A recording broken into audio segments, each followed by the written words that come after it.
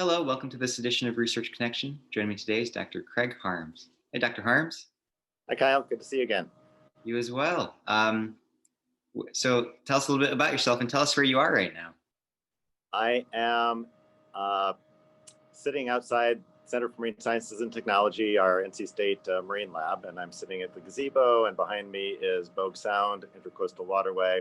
So hopefully there will be some fun activity back there with boats and gulls going by.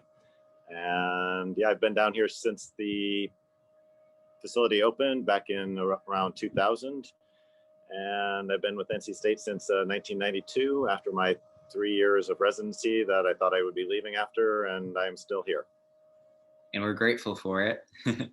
Tell us a little bit about this new grant you just received. This is a grant from the Bureau of Ocean Energy Management to study sea turtle hearing in water.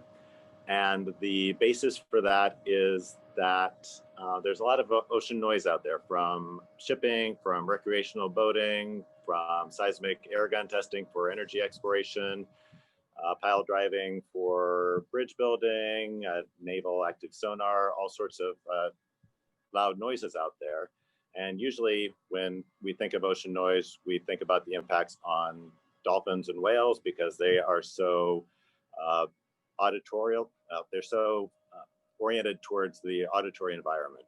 But sea turtles are not an exception. They don't vocalize, but they still need to use their hearing to navigate their environment. So the sound of surf can be a sign that the beach is there, which could be a good thing if they're going into nest, but a bad thing if they're trying to avoid being stranded. The soundscape of a reef can be a dinner bell for them. So they still need to be able to find their way around. And in the ocean with low visibility, sound can be a big cue for them. Interesting. So you'll be testing the impact those sounds have on sea turtles? We'll be actually characterizing what they can hear is the main thing rather than the direct impact. There's a couple of different ways that the sound can impact them. One is by masking, which is just making things so loud, like being in a crowded restaurant. Not that we've experienced much of that recently, but we remember it. And so communicate, then we just have to start talking louder and louder, but they're not actually vocalizing, but it could mask the sound of dangers like boat sounds or just being able to find their next meal. And then the actual impact can be hearing loss, and that can be called a temporary threshold shift or a permanent threshold shift. We're actually doing some collaboration with some folks up at Woods Hole on that, but they're using sliders as a surrogate for sea turtles, just to see if we can work that out with a, I guess, a less sensitive, less protected species before trying to do anything like that with the sea turtles. That's fascinating. And are you collaborating with anyone on this? Yes, this is a collaboration with researchers at the Duke Marine Lab just across the bridge over there in Beaufort. So it's Wendy Piniak and Doug Nowacek are the co-PIs on it, and then Charles Muirhead is a graduate student who's going to be working on this. The key here is that it's pretty easy to measure hearing ability with the audio brainstem response in air, but they hear differently in water than they do in air. So the key is to work out the techniques where we can assess their hearing underwater, and that's where it gets interesting and challenging. And it's not something that we could have done without having some collaborations with our anesthesia department as well.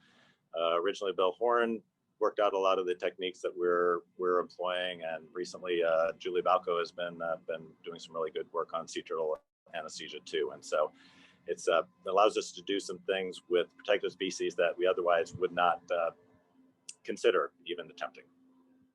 This is one of our tools that we use for doing underwater anesthesia. The technique that we use is called audio brainstem response, or ABR, and it's the same technique that would be used for nonverbal humans when you can't say that, yeah, you heard it or you didn't, because sea turtles can't do that either. But it's a matter of putting passive electrodes on the skull and projecting sound at the subject, and then the brainstem will produce a signal indicating that it's processing that. But it can be easily swamped by any motion, any muscle artifact. And so some turtles are cooperative, some turtles are not. And so with the non-cooperative turtles, we have to anesthetize them. And anesthetizing something underwater is just a kind of an intimidating prospect. But this is a technique that we worked out with Bill Horan when he was an anesthesiologist at the veterinary school. And it involves a double cuffed endotracheal tube with kind of almost a snorkel.